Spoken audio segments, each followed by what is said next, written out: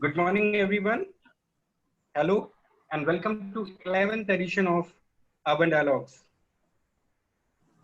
I'm Abhishek, and this dialogue series is organized by All Indian Institute of Local Self-Government, United Cities Local Government Asia Pacific, and Urban Update.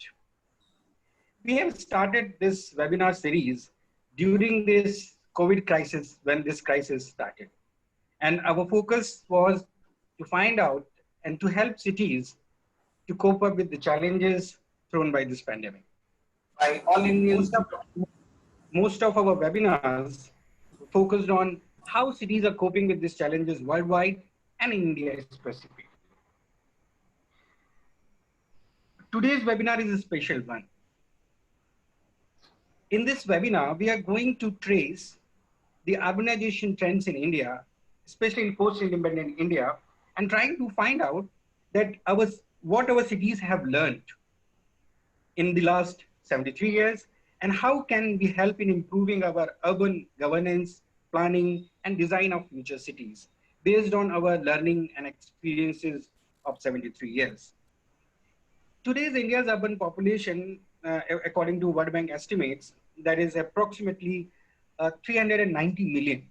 That is 34% of our total population.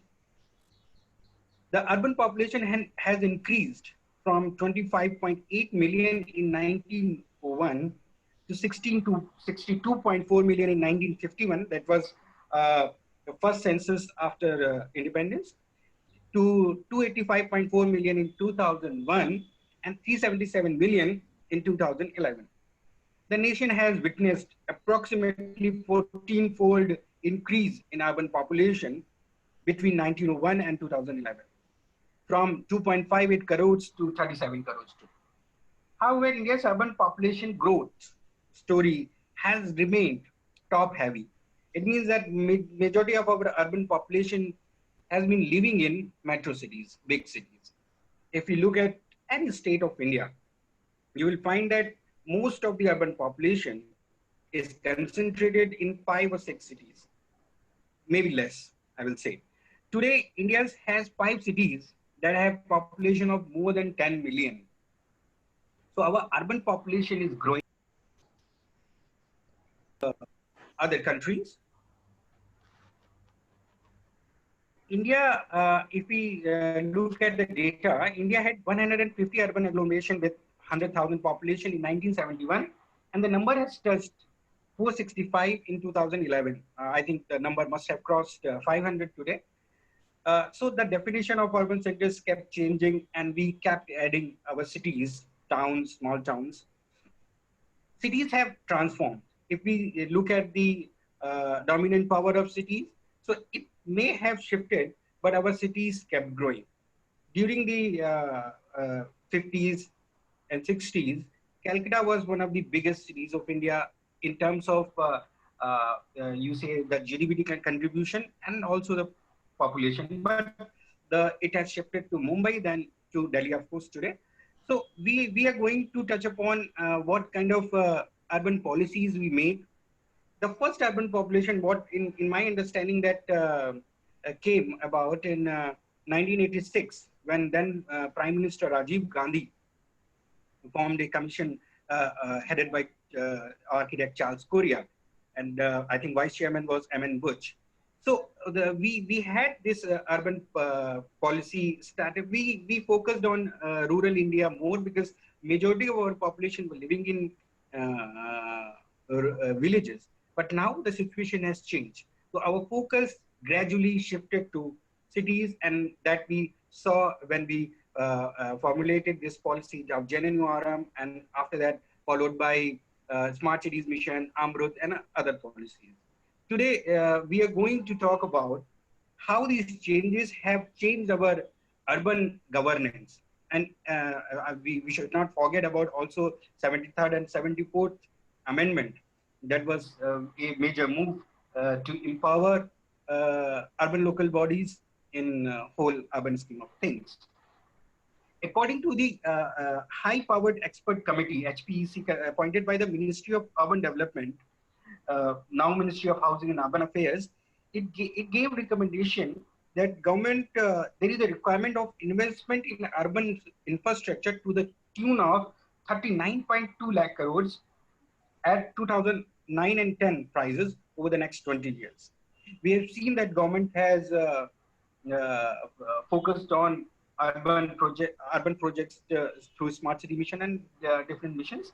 But we have to see that what we have learned during all these years with these policies and implementation, and also the governance models. So now we have very illustrious panel today of eminent speakers. We are joined by Dr. Kulwant Singh.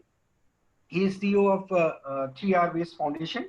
He was the Asia Regional Advisor of UN Habitat for over a decade, and prior to that, he was Executive Director, Human Settlements Management Institute, New Delhi, for 12 years. An urban economist, he was part of the Indian Economic Services from 1971 to 1992. He has published widely on the topics of urban management, provision of basic services. So he has very rich experience in urban domain. Welcome, Dr. Singh, to this panel and this webinar. We are also joined by Dr. Tathagat Chatterjee, who is professor of urban management and governance at Xavier University, Bhubaneswar.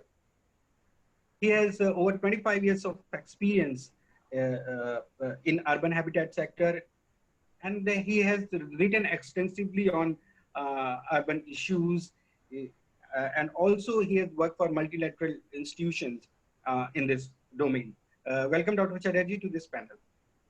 We are joined by Mr. Subhagato Dasgupta, who is a senior fellow at Center for Policy and Research.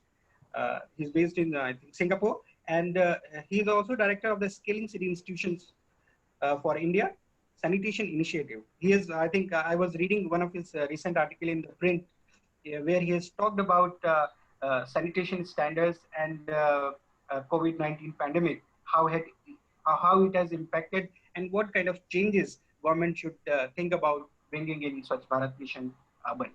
So welcome, Mr. Dasgupta, to this panel and this webinar. I am also joined by my colleague, Kumar Dhananjay, who is consulting editor of Urban Update magazine. He has been traveling across India and writing from different parts of India, and especially on urban issues. He has interviewed many elected representatives in India and abroad. So I will not take much of time, and I will start this discussion with Dr. Singh's presentation on this topic. Dr. Singh, over to you. Thank you very much, Abhishek. I hope my voice reaches you. You can hear me? Yes, sir. Okay. Thank you so much indeed.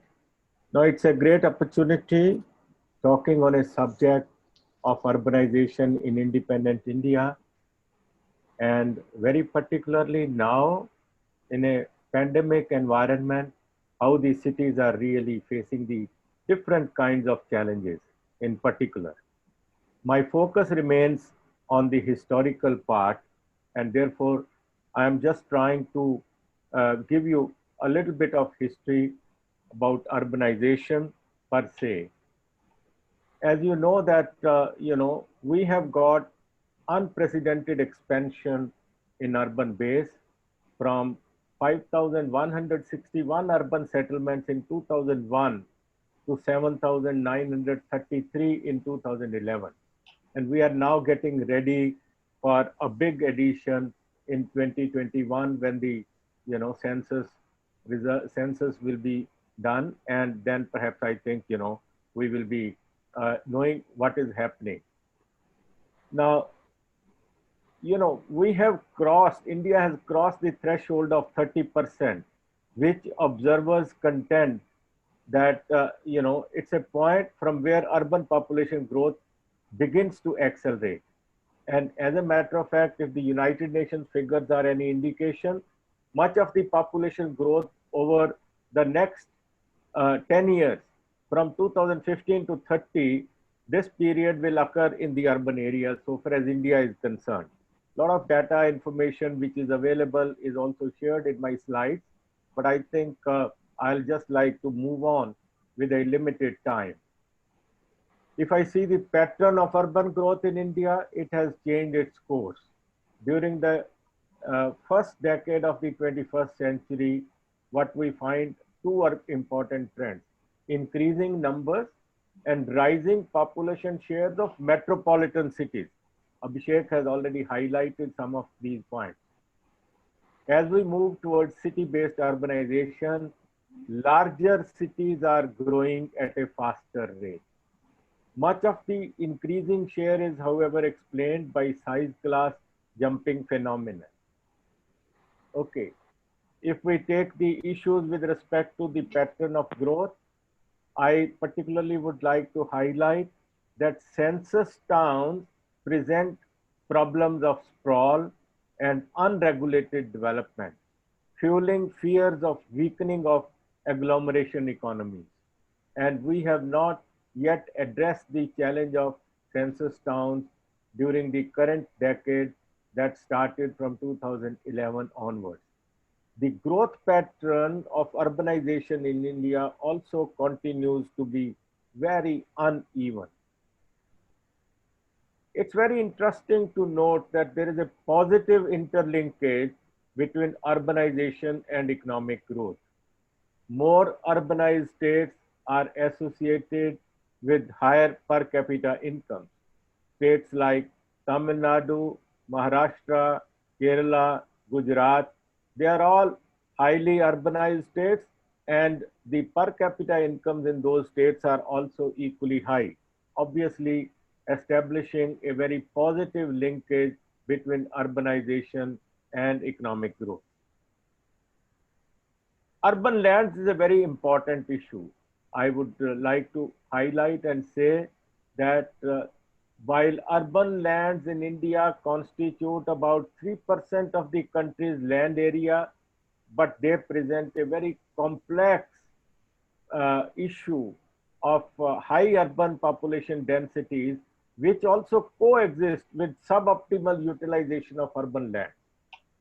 If I take land development, we have town and country planning legislations which lay down the parameters for land development and preparation of master plan.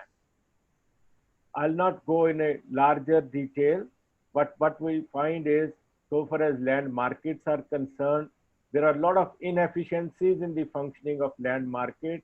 There are high transaction costs, including high stamp duties. Significant proportions of transactions, they are not registered. There are a lot of initiatives that actually are taken to address urban land markets that do include the Land Acquisition, Resettlement and Rehabilitation Act of 2013. There's also a focus on reduction of stamp duties to less than 5%, and also simplifying the procedures for land registration, etc., etc. Other initiatives that also include, I would say that, the urban and regional development plan formulation and implementation guidelines which were there, development of new towns and corridor development along the Delhi-Mumbai industrial corridor route.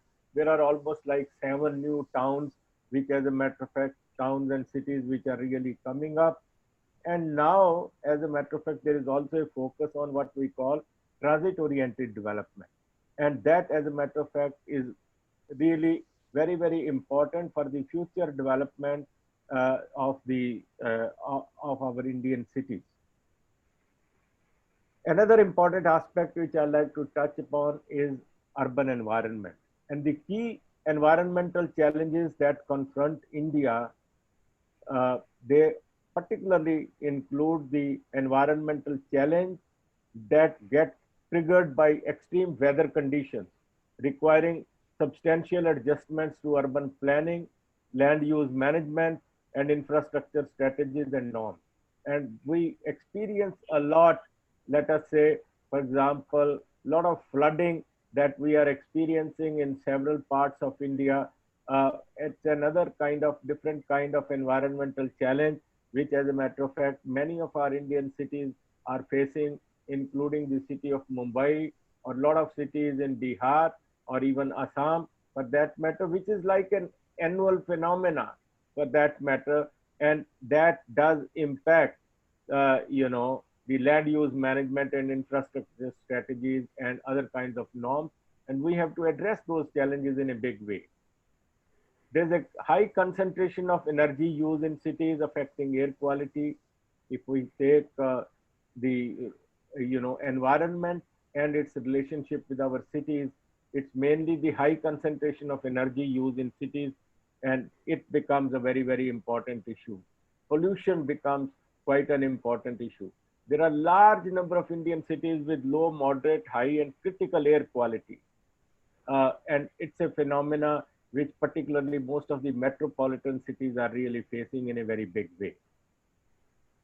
There are a lot of initiatives and strategies that have been taken for urban environment and climate change.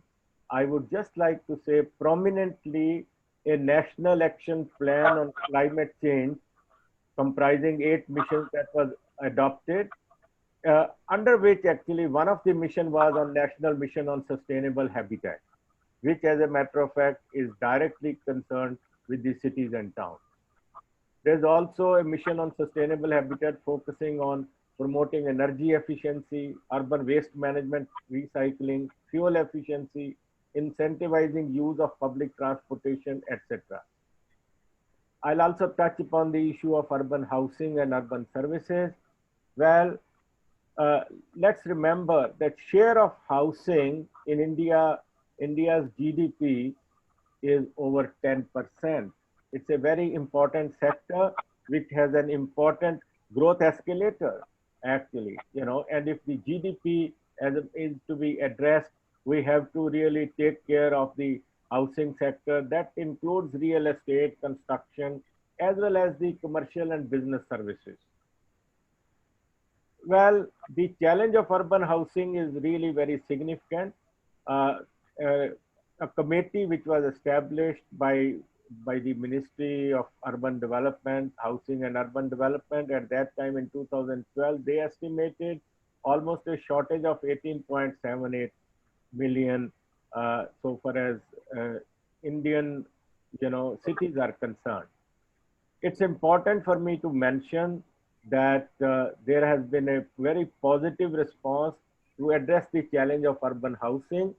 In 2015, an initiative on housing for all by the present government, PMAY as we call it, via its 4 verticals, was really launched with an aim that by 2022, we should be able to provide shelter for every household in this country.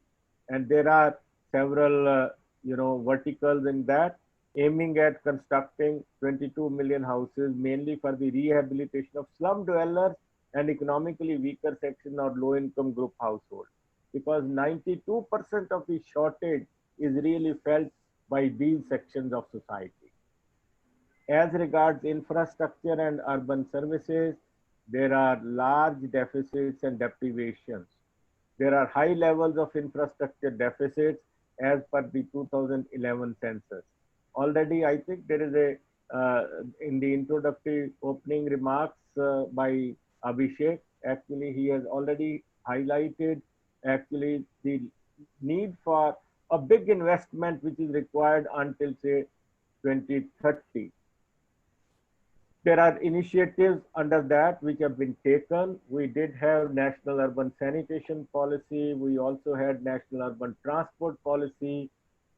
Present government started Smart Cities Mission in its first phase, Amrut, wherein water supply, sanitation, solid waste management, and the basic infrastructure, which occupy a primate position, those were really started. Among them, prominently was Swachh Bharat Mission, because by 2015, India could not achieve the Millennium Development Goal relating to sanitation, with almost 50% of India's population not having access to the toilet facility, both in rural and urban areas put together.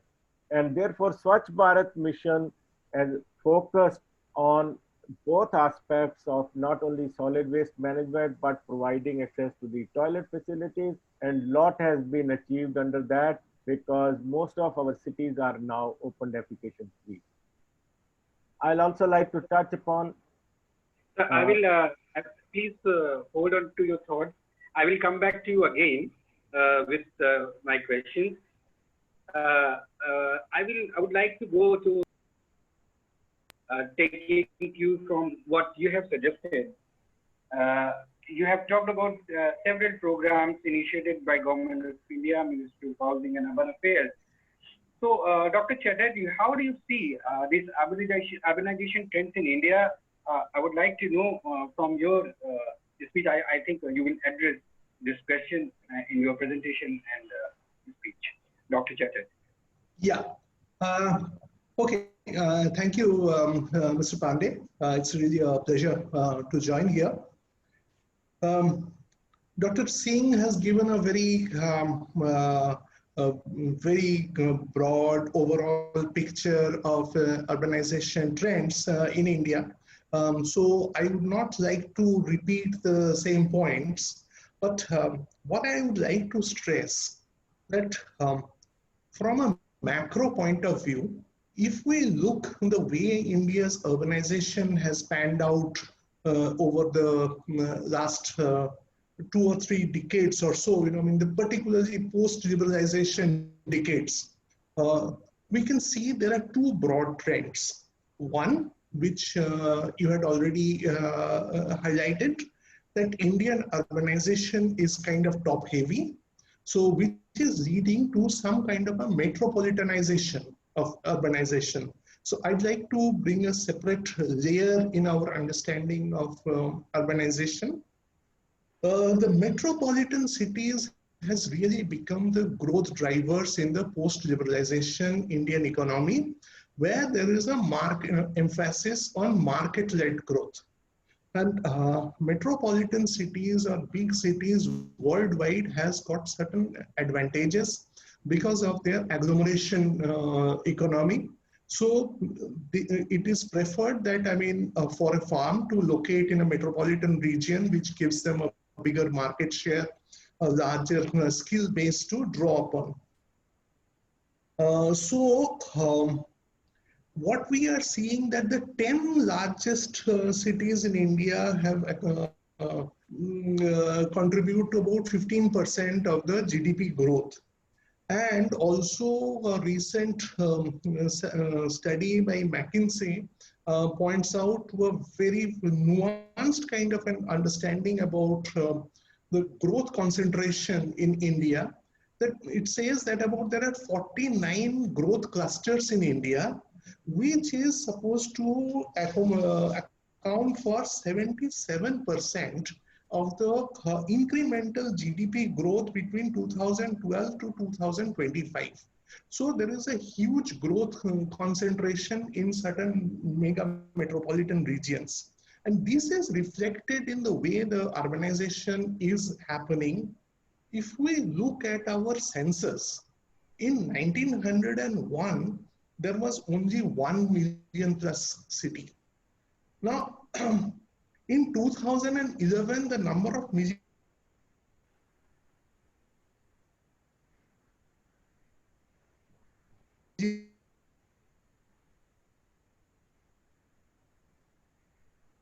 I think there is some network issue. The second point is how these metropolitan cities are to be managed. I think that is where there is a major problem that lies. We cannot manage a city in the scale of Mumbai or Calcutta or Chennai, for instance. Delhi is a very special case, just like any other town. So we need to have, apart from an urbanization strategy, we need to have a metropolitan city strategy. Incidentally, as you had already mentioned, when the first National Commission on Urbanization, one of the strategies said on the first national urban policy was to focus on megacities. Incidentally, you know, I mean, in 1992 or 1993, that the megacities project was launched. Subsequently, the project got tangled with JNN and URM. So equity is definitely important in a federal concept, but also if we are to look from a strategic economic development point of view, we need to focus on our metro cities. And in the present situation, the COVID situation, again highlights the need for our metropolitan cities to be managed and developed in a much more humane way. Because I mean, these are the cities faced large scale reverse migration from the metro cities, people returning back to the rural areas. But functionality of the metropolitan cities are paramount. And this is a phenomenon not just in India, this is a global phenomenon. So globally speaking, about 300 odd metropolitan cities are the real engines of the global economy. So as we are more and more integrated with a global economy, so we have to focus on the metropolitan cities. The second aspect of our urbanization is again you had touched upon is a grow, and Dr. Singh has also talked about a little bit on this point. That is the growth of the census towns. Now, census towns presents a very peculiar situation because these are the towns which meet the census definition of what is urban, but they continue to be governed as rural. So in some states, like particularly Kerala and Bengal, Odisha also to some extent, we have large amount of census towns. So rise of so many census towns is kind of a reflective of the change that is happening in rural India. So when we look at this change, we have to realize that Indian economy as such is changing from its dependence on agriculture and moving more towards a service-based economy. At the same time, there is a rural distress. Urbanization to a large extent is happening due to push factors of the rural distress. Average land holding size in India has gone down drastically. Now, average land holding for the farming households has now fallen to 1.15 hectares only. And according to the last periodic labor force survey, that over 70% of the farmers are the marginal farmers. For them, land holding is below 1 hectare. And for them, agriculture is no longer the primary means of livelihood. So we have to think beyond urban and rural as two different entities and think about urban and rural as part of a continuum. They are the settlements of different sizes and scales, and they are linked through the economic flows, flows of remittance, flows of people, flows of culture, etc., etc. So ruralization of urban India is also to some extent leading to bringing the rural poverty back into the cities.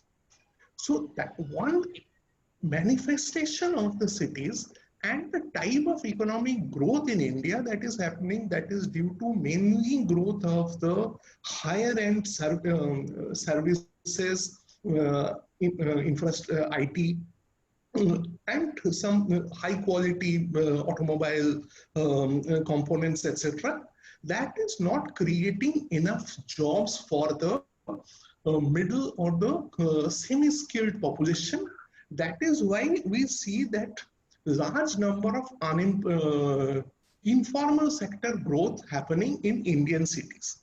At the same time, what we can see is that Indian cities is there is a deindustrialization from the metro cities. So large organized sector manufacturing industries are moving out of the big metropolitan cities, and that void is being filled in by informal sector. So we have a very interesting situation there. Thank you, sir. Thank you, sir. You had very important points on how our urban system is functioning and catering to the requirement of rural India, and how we can integrate both urban and rural areas in a way that we can properly manage our urbanization trends. So now I would like to go to Mr. Subhagata Dasgupta. I would like to know from you, sir, and maybe in your remark, you will address this question also, that how this urban policy changed over a period of 5, 6 decades, 7 decades, to be precise. Dr. Dasgupta.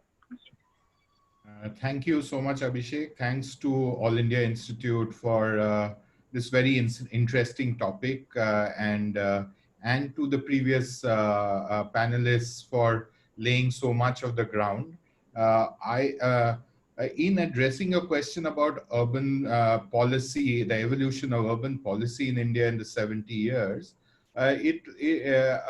means I'll take a little different route by saying that it's connected both to the past policies, so colonial British India, yeah, to policies and administrative systems, and to limitations around that, as well as with international debates around how urban areas need to be managed, right?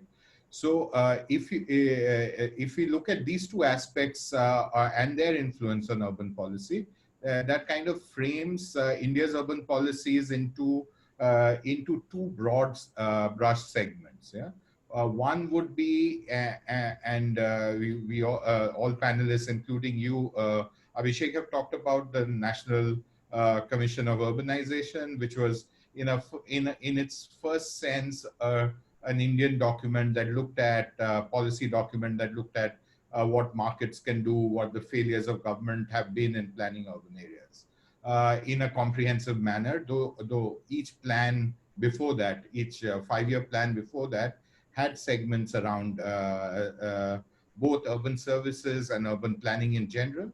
It was the National Commission of Urbanization that put together a lot of information around it and had some prescriptions for the future. That, however, means to conceptualize these two phases. The phase before that, so pre-80s, was all about a state policy on industrialization and economic growth. Yeah, so urban growth was seen as a part of that process. And there were, of course, there were locational issues with large urban areas that drove some of these policies. But on urban planning itself, the initial reforms were very statist. So they were very controlling. They were, the slum, the restrictions on slums, the slum eradication boards, stuff like that was very planning driven. During this phase 2, the plans kind of evolved in a sense. They were, means they had different focus areas, and urban development itself got light of mention, I guess, in the 6th plan or something, the 5th or the 6th plan, when there was a specific chapter on it. Before that, it was rolled into various other urban services, water supply separately, public health separately, etc.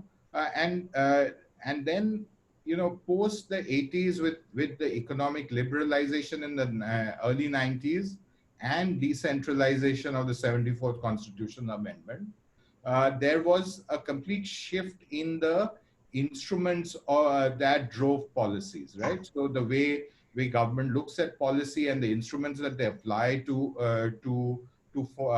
kind of intervene in what is very much a state domain changed significantly.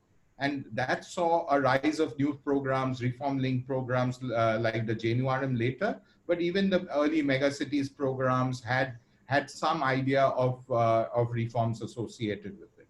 But in this shift, what's very interesting is that with liberalization and the control on government expenditure happening alongside decentralization, it kind of led to a situation where while cities were being asked to take more responsibility, they were also not getting the resources to take on more responsibility, because that was not state policy at that stage, right? So it led to a structural issue about governance in more generally, and the outcomes that we see on the ground are very much a response of 20 years of kind of pursuing these policies. Uh, mm, uh, in connecting it with the international debate too, I like to say that there are parts of the world that have seen metropolitization and high urbanization in periods preceding ours, right? So this century, the 21st century, is being called the Asian urbanization century, is because most of the urbanization is going to happen in Asia. But let's say Europe, Latin America, and Northern America have all been urbanized in the earlier decades, earlier centuries. After Asia, it's going to be Africa that's going to urbanize. So the meaning that urbanization policy takes in the wider context kind of changes as we go down this evolution route. Means in the last century, when urbanization was happening in Northern Europe, where they were also colonial powers and had lots of resources at their command. There were large infrastructure projects that drove it, and these were all new in a very particular sense, and it saw a higher quality of services being delivered across the board. In our trajectory going forward, one of these the critical domains that both Tathagata and Professor Singh have mentioned is the contrast between the metropolitan problems and or the issues around metropolitan governance and the issues around smaller and more urbanizing areas. There is literature that kind of says that the smaller cities are actually growing faster than the mega cities, just that they are in terms of a rate of change. But of course, you're dealing with much smaller bases over a much wider geography. We've been doing some new research on what we call large dense villages, and you can see that not only census towns, but census towns of the future are spread in particular states and geographies, which kind of relate to our definition of what we call urban. Also in the West, when you compare urban definitions with the West, India does have a very strict definition of urban. So there is a context to an international debate, and I'll finish with the other context of what came out of colonial planning. So because of colonial planning, our cities, the core structure of our metro cities for sure, have been laid out in a very particular manner with divisions in infrastructure quality that are very embedded in its administrative system. Let me just take the example of sanitation. For example, when the early sanitation projects happened in India, these were in the 18th century. They happened only in British quarters, in civil lines, and in cantonment areas in large cities. Yeah. For the rest of the population, according to British policy at that stage on sanitation, it would take a lot of education to bring the natives up to speed. Yeah. And so to conclude, I'll just say that decentralization to urban local government is going to be critical, and much of these efforts that that the national government, which seems to have more resources available with itself than other tiers of government, should really consider how it will devolve these resources to local bodies for them to decide their own future in the way they deem fit. Because otherwise we'll be going back to, means we've been for very long pursuing this story of someone from top telling us what to do at the city. I'll leave it at that.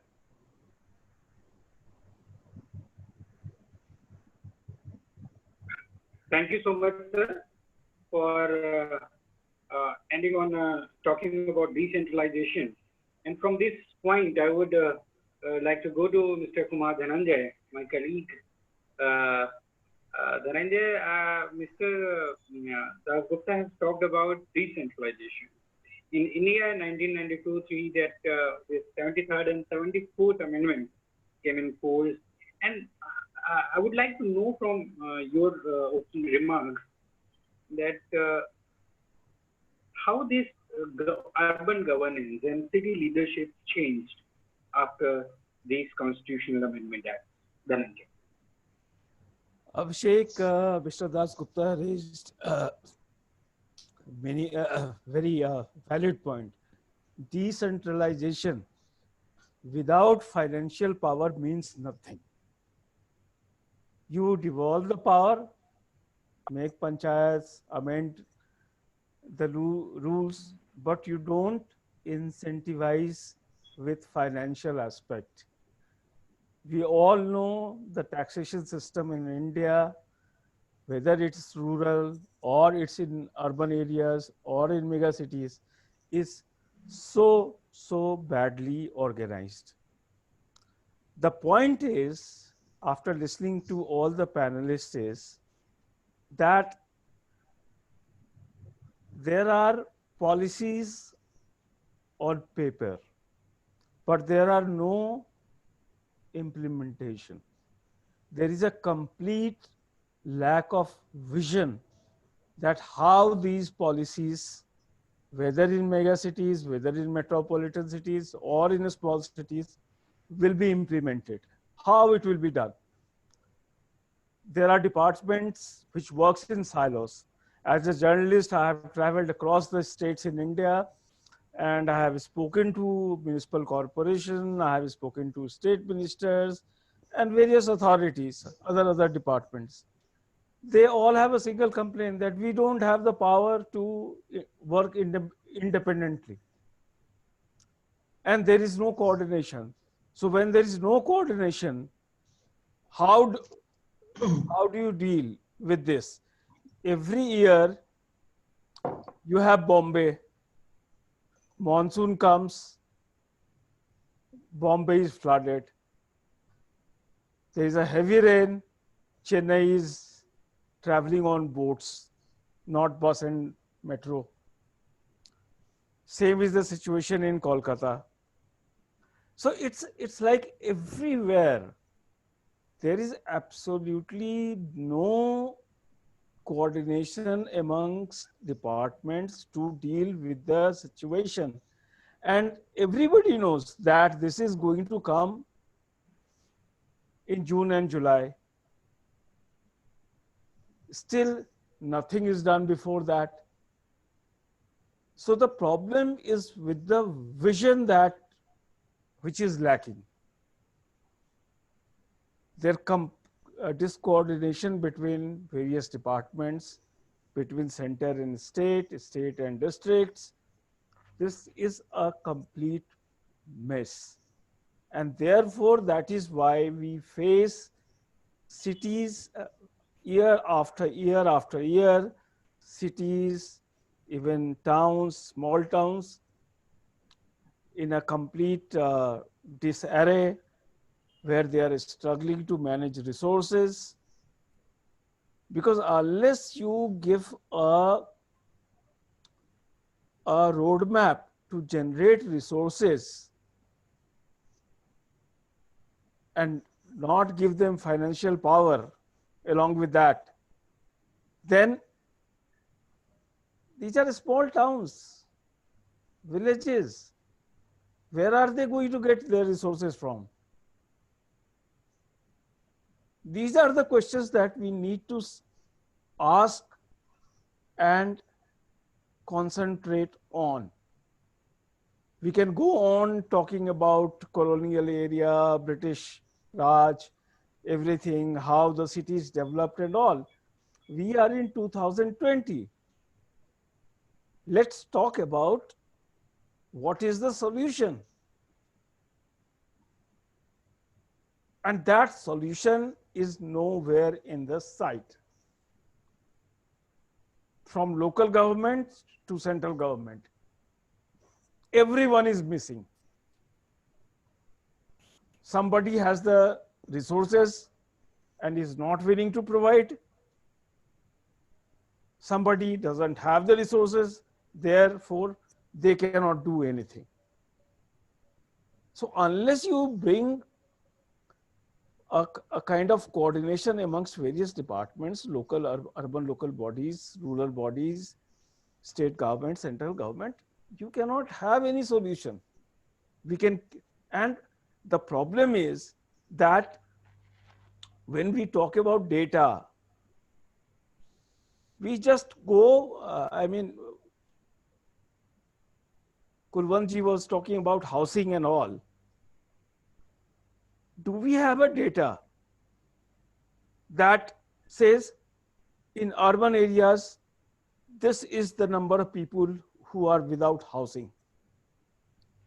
Whenever I step out of my house, even in the pandemic situation, and it is 15th August is right here, I see these small kids selling flags, small, large one, all that.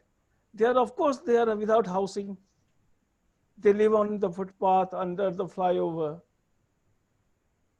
Has the government any data about them? And we are talking about providing housing to all by 2022. Is it possible? I rest my point there. Thank you, Dhananjay. I think you have talked about what are the issues with our urban governance and implementation of the schemes. Those are formulated by Ministry of Housing Affairs and by the central government. So that there are many gaps if we talk about data. But I think that about the housing, Dr. Singh has talked about the numbers of 18 million he has talked about. So now I would like to, there is a question from our audience. Mr. Kaustubh has asked one very important question, and I think this is very interesting. When we are talking about this evolution of urban governance and our cities, these cantonment boards, they are very interesting case study. Because if we look at cantonment boards, their management is far better than our municipal corporation. So Dr. Singh, I would like to know from you, why these cantonment boards? Is this because of the autonomy they enjoy, or what is the reason, or the financial resources and other resources they have or they can get? Dr. Singh. No, thank you so much. I think it's a very good question. If you see, for example, the city of Delhi. Now, the city of Delhi has got, I would say, 5 local governments. You have the 3 municipal corporations, you have the New Delhi Municipal Council, which is not an elected body, and you have a cantonment board, which is also not an elected body. And the delegation of resources with the cantonment boards are much more. In terms of total Delhi, 92% of Delhi's population or Delhi's area is governed or managed by, let us say, only the 3 municipal corporations. It is only less than 2% which is covered by cantonment board. Number 1, it is size, which is too small. Number 2, they are not an elected government. Number 3, they are actually, if I will not use the word flush with funds, but I would say that they have got sizable amount of resources which are provided to them by the central government. So therefore, it is difficult that it may not really be possible to compare them. At the same time, as you know, they are cantonment boards. As a matter of fact, there is internal discipline is also much more as compared to, elsewhere, if you compare the corporations and others. So that's the main reason. But very obviously, cantonment board model cannot be replicated with the rest of the city. So. Okay. I think this answers this question why these cantonment boards are functioning much better. So Dr. Chatterjee, there is another question from the audience that they're talking about when we make plans for cities, when we have certain projects and programs, but those are not matched by finances at times. Many times there are central schemes where they give particular grants like Smart City Mission, but in many times it happens that their plans are made, but they are not matched by financial grants. Is this because I will have two questions? I will merge my question also here. Why this is happening when we are not talking about financial autonomy and independence, sustainability of our municipal corporations? Only few of them they can pay their salaries on their own. Otherwise, they are completely dependent on the recommendation of the State Finance Commission. So I would like to know what we can do to address this problem. So. That's a very interesting question. And I'd like to answer this in two parts. See, from 2005 onwards, when this JNNURM was launched, which was the first big ticket urban project. Earlier we had IDSMT, etc., where the allocation was much less. We had moved more towards a mission mode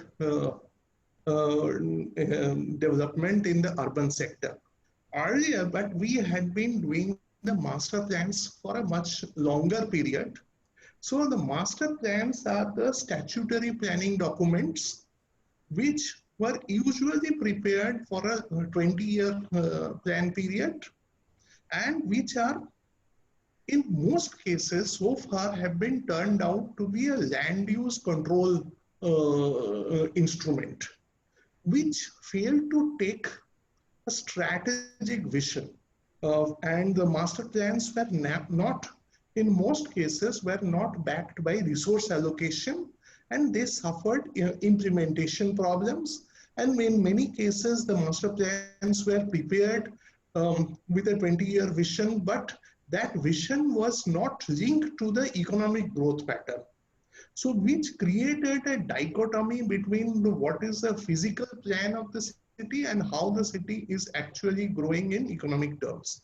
This kind of problem very much transpired in the case of Delhi during the second master plan period, when there was a lot of, their court cases happened due to plan violations, etc., etc. So during this JNNURM project, there was a rethought, and it was thought that there will be a mission mode approach, where a large amount of funds would be given from the central government to the cities, and the cities were asked to prepare city development plans. Now, city development plans were strategic plans. They are not statutory plans.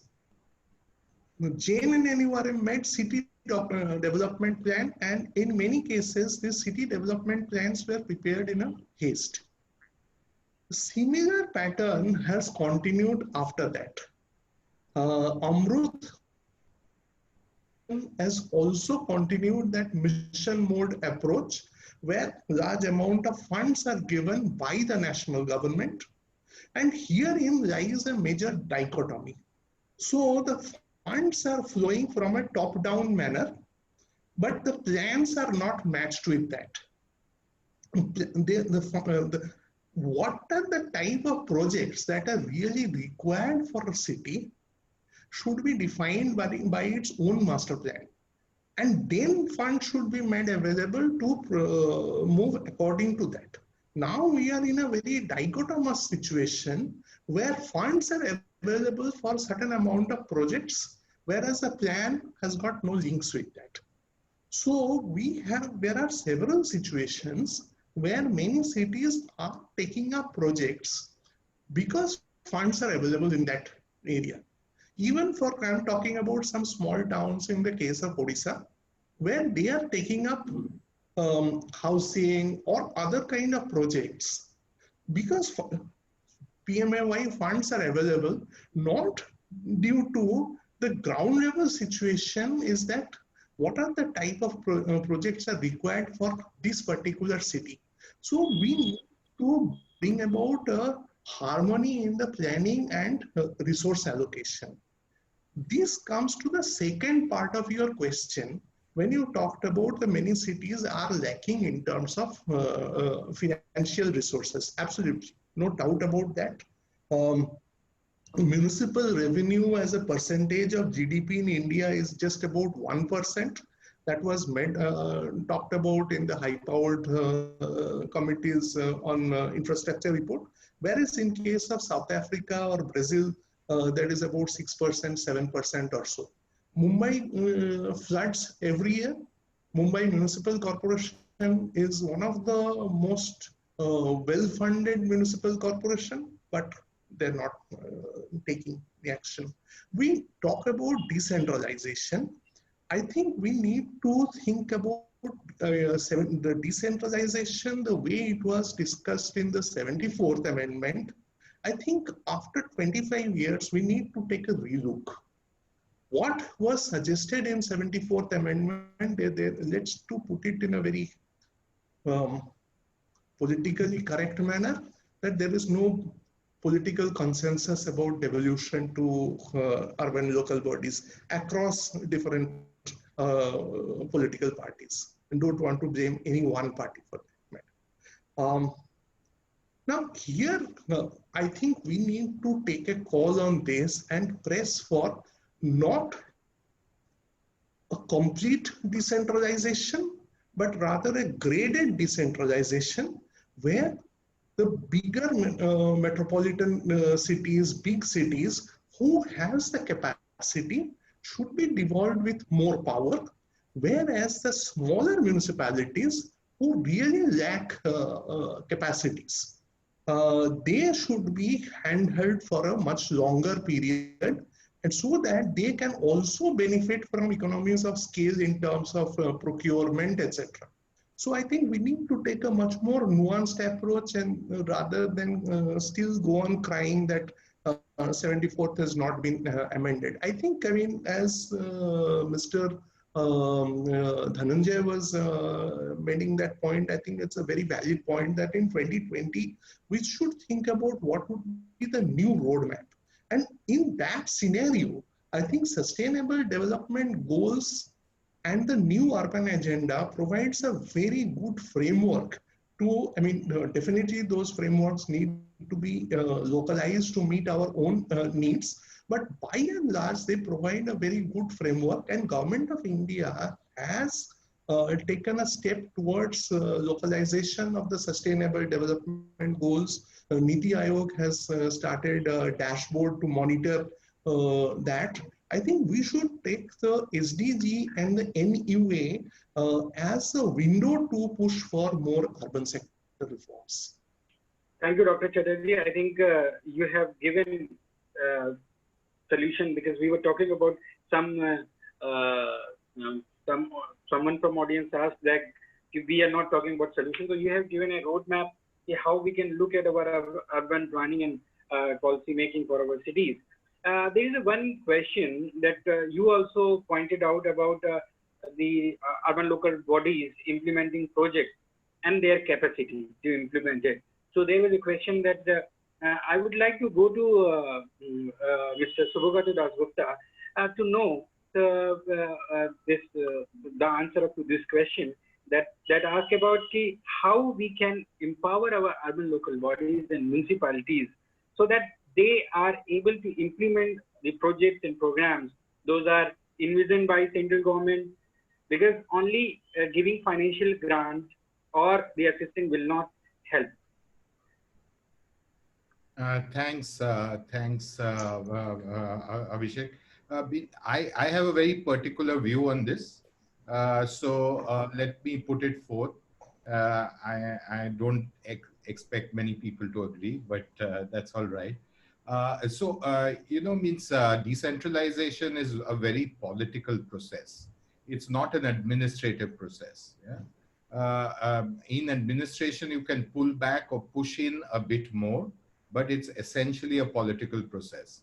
And each time there's been decentralization, be it seen as the independence of India, that too is a political process.